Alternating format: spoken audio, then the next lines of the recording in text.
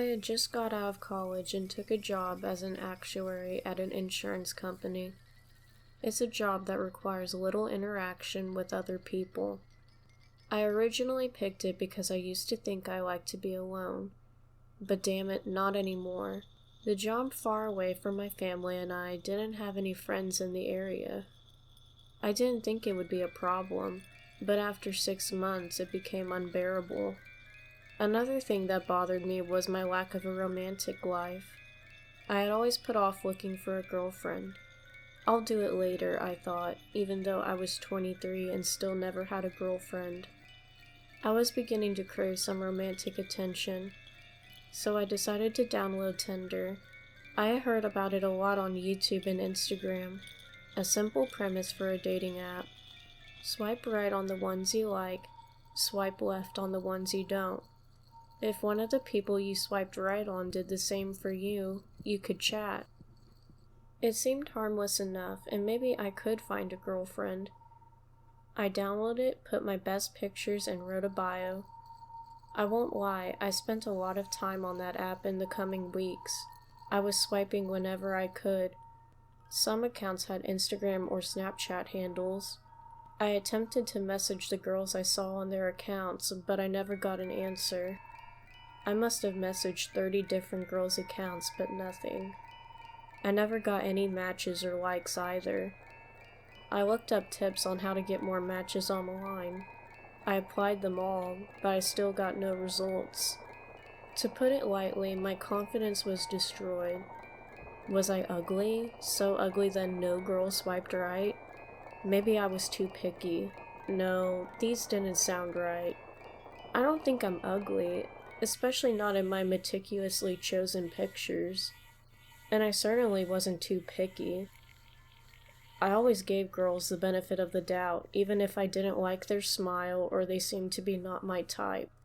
I didn't swipe right on every profile, no, but I swiped right on most. Something that bothered me even more than the fact that I got no matches was the fact that I got no likes. Apparently, you can see the number of people who swiped right on you, but to see their profiles you needed the premium membership. But it was irrelevant due to the fact that there were no profiles that swiped right on me. I got desperate. I'm not ashamed to admit that I began going on an in-app purchase spending spree. I spent at least $100 to get all the features and more. Even with this, though, nothing came of it. But as I was beginning to lose hope, something happened. It was 3 a.m. on Saturday morning. I was swiping through Tinder and then I saw the most beautiful girl I ever saw on the app. Her name was Alexandria. She had fierce red hair, long and straight, an amazing body with seductive curves and milky white skin that looked flawless. There was something odd about her, though. Her eyes. I'll never forget them. They were dark purple. It looked so natural, but I just figured they were colored contacts. Her bio said, "Swipe right to be comforted."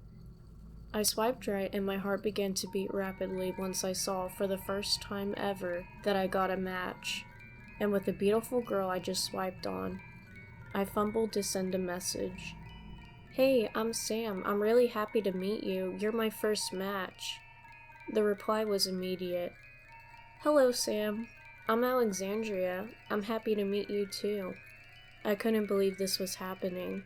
"You're really beautiful."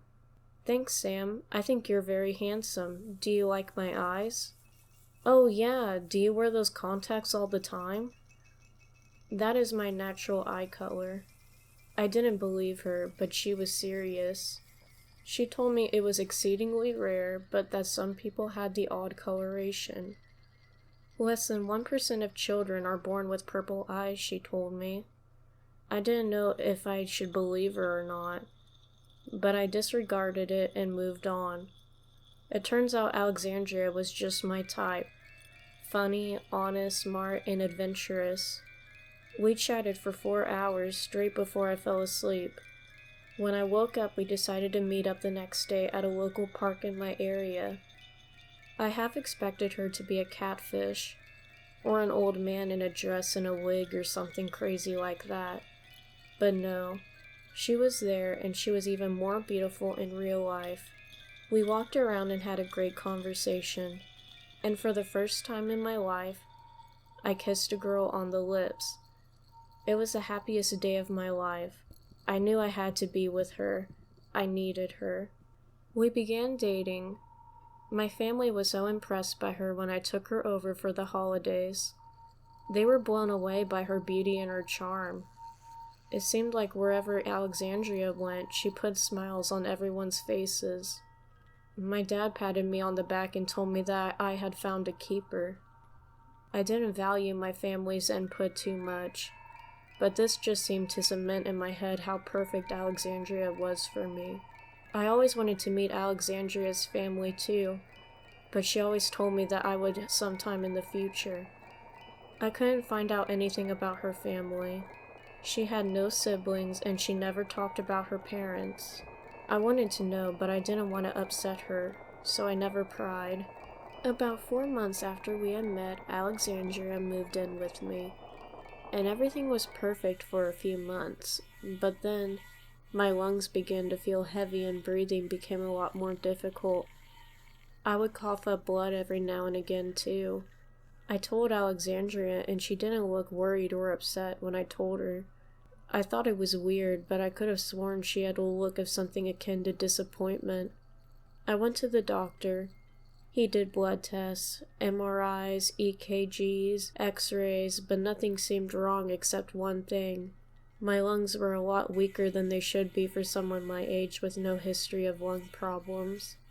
There was nothing he could do aside from giving me a couple of shots. He told me to go to the ER if it got really bad. I was worried, but I continued on with my life.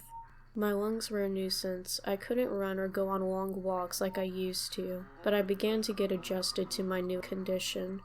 But eventually I began to get tired more easily, even if I wasn't doing anything. Things got worse when Alexandria began working more. Something was wrong with her. She didn't talk to me like she used to. She barely paid attention to me at all.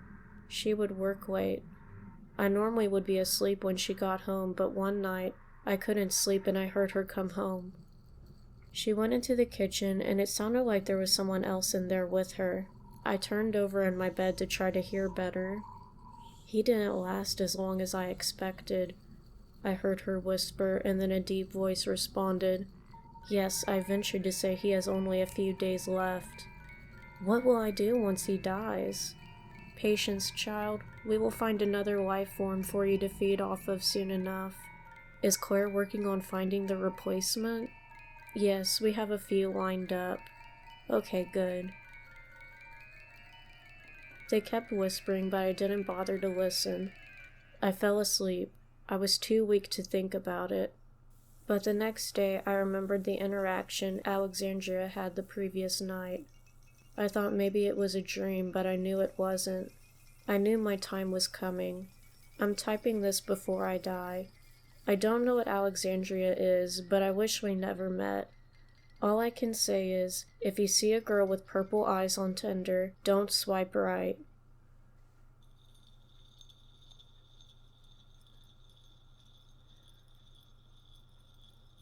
Hey guys, well that was the creepypasta, If You See a Girl with Purple Eyes on Tinder, Don't Swipe Right. It was written by Hisashi Kurosawa on creepypasta.com. If you enjoyed the story, please give me a like and subscribe, and also turn post notifications on so you won't miss my next upload. Thanks again, and be careful next time you go on Tinder.